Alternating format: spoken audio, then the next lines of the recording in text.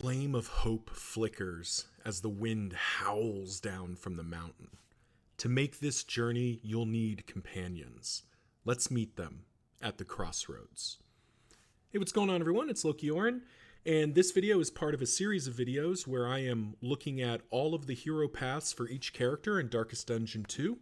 Today, we're looking at the Plague Doctor. A fascinating reaction. If you like Plague Doctor, you're absolutely going to love Simply Better Plague Doctor.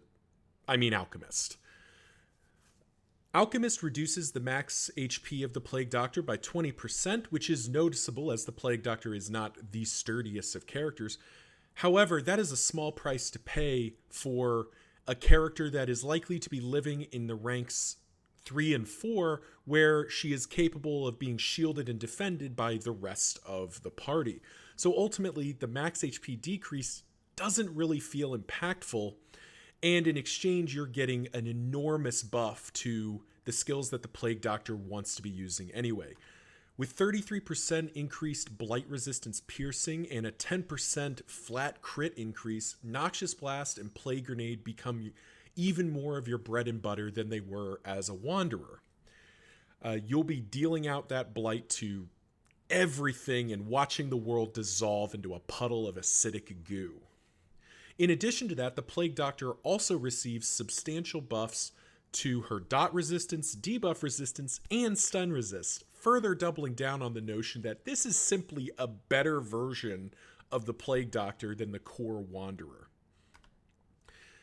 In addition to all of that upside, battlefield medicine and indiscriminate science are untouched by this hero path, which doesn't elevate them in any way, but given how good they are baseline, they don't really need that elevation. So you continue to have an excellent supporting healer that is also dealing just a world of blight damage.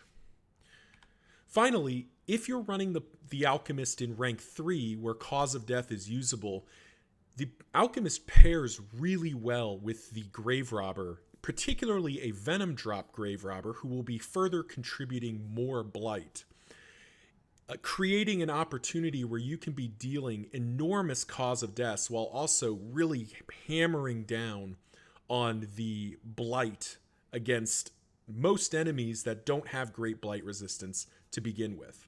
Ultimately, the Alchemist is a very self-contained character who really fits into any composition. After all, it's really just Wanderer Plague Doctor, but better.